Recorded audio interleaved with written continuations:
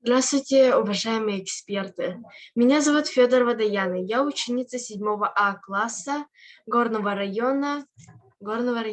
Тема моего доклада: каким человеком был Алексей Елисеевич Кулаковский?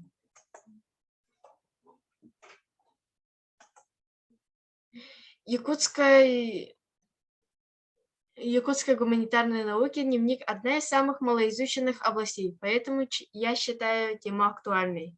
Писатель не оставил собственноручно написанной автобиографии, воспоминаний, за исключением сиимчанского дневника, который, думаю, поможет раскрыть его как человека. Для достижения цели исследования я поставила перед собой следующие задачи: выяснить, что такое личный дневник, изучить историю создания сиимчанского дневника, анализировать записи дневника для определения характера, сделать выводы по исследованию. Объект исследования – сиимчанский дневник Кулаковского. Предмет исследования – характер Кулаковского. Я согласна со словами исследователя биографии и творчества Кулаковского, что сиимчанский дневник – это текст, нуждающийся в дешифровке.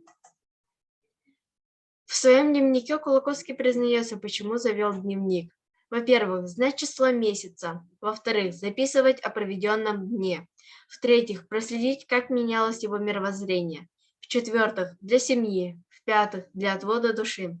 Таким образом, Кулаковский оставил нам, современному поколению, уникальное произведение, где раскрывается как личность. Исследуя записи в дневнике, я составила таблицу, где записывала характеристику Алексея Елисеевича Кулаковского.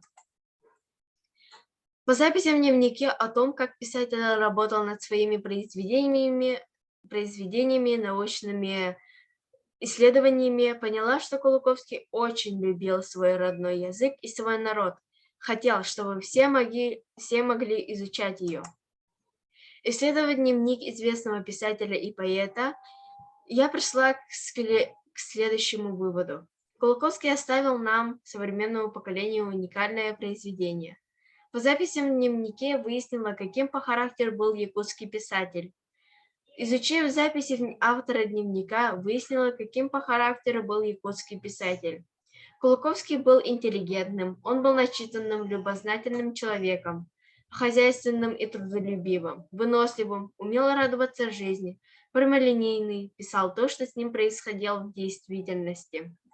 Он был добрым и отзывчивым. Таким образом, передо мной предстает образ мудрого, образованного, мужественного и целеустремленного человека. Большой объем работы, который проделан за несколько месяцев пребывания в Сиимчане, говорит об уникальной трудоспособности Алексея Елисеевича Кулаковского, также преданности своему народу и любви к языку, фольклору. Спасибо за внимание.